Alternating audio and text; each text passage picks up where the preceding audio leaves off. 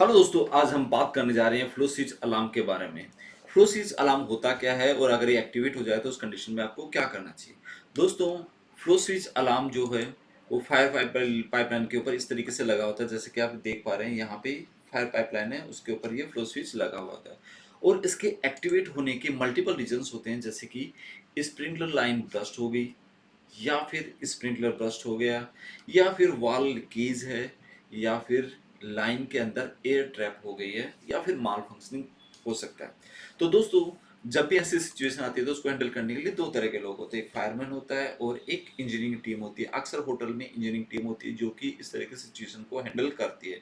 तो ऐसी कंडीशन में जिन लोगों को प्रॉपर ट्रेनिंग नहीं होती या फिर एरिया के बारे में पता नहीं होता, वो अक्सर पैनिक हो जाते हैं। तो उस तरह की पैनिक सिचुएशन से बाहर निकलना है और आपको पर्टिकुलर एरिया के बारे में पता होना चाहिए और इसको किस तरह से हैंडल करना है ये आपको पर्टिकुलर पता होना ही चाहिए।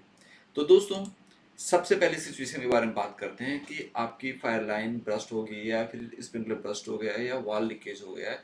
तो इसे ही मान के आप चलिएगा कि अगर फ्लो स्विच आया है तो ये तीन पॉसिबिलिटीज के चांसेस ज़्यादा हैं। सपोज करो आप एरिया में गए और वहाँ पे आपने देखा कि इन तीनों में से कोई भी सिचुएशन नहीं है।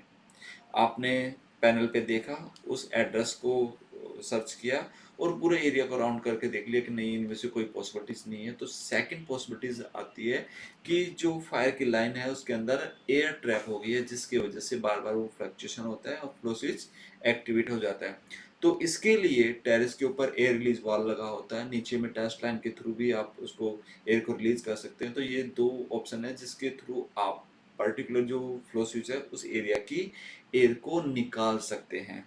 ये फ्लोर में भी हो सकता है, ये बॉटम में बेसमेंट का भी इश्यू हो सकता है, या फिर टेरेस पे भी हो सकता है। तो एयर को रिलीज करने के लिए आपको उसकी जो टेस्ट लाइन है उसको ओपन करना होगा ताकि पानी के साथ में एयर निकल जाए और ये फ्लक्चुएशन नहीं आए। सपोज करिए दोनों सिचुएशन से आपकी चीज़ें हैंडल नहीं है और बार बार अलार्म आ रहा है, तो ऐसी कंडीशन में आपको स्पेसिफिक टेक्नीशियन की ज़रूरत पड़ती है। अगर आपको उसके बारे में पता नहीं है तो उस कंडीशन को मैनेज करने के लिए और ज़्यादा पैनिक नहीं हो तो आप पर्टिकुलर डिटेक्टर या मॉड्यूल को डीएक्टिवेट कर सकते हैं। तो आपकी जो फायर पैनल होता है उस पर डीएक्टिवेशन का ऑप्शन होता है। इसके लिए आपको पर्टिकुलर जो मॉड्यूल है या डिटेक्टर उसका एड्रेस पता होना चाहिए, जो कि जब इंडिकेशन आता है तो उस वक्त वो रिफ्लेक्ट करता है। तो उसको आप डीएक्टिवेट कर सकते हैं फॉर सम टाइम, जब तक उसकी रिपेयर नहीं हो जाती। और फोर्थ ऑप्शन है कि आपको कुछ भी समझ में नहीं आ रहा, कुछ भी नहीं हो पा रहा, तो आप उस पर्टिकुलर फ्लो स्विच का वायर निकाल सकते हैं।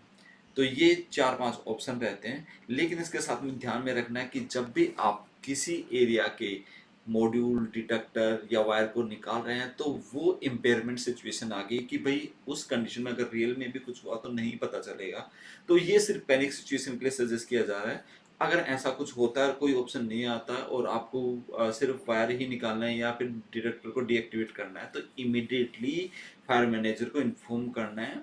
अगर नाइट है तो मैसेज के थ्रू आप इनको इन्फॉर्म कर सकते हैं और इम्पेयरमेंट फॉर्म भर के उनको भेज सकते हैं, जिसकी वजह से वो उसके ऊपर फर्दर एक्शन ले सके और मैनेजमेंट को बता सके कि यस, इस तरह की सिचुएशन है और अगर ऐसा कुछ हुआ तो इस एरिया के लिए हमारी ये प्लानिंग रहेगी। तो इसे आप याद रखिएगा और इससे रिलेटेड और भी कुछ डाउट है तो आप मेरे से पूछ सकते हैं। Thank you very much.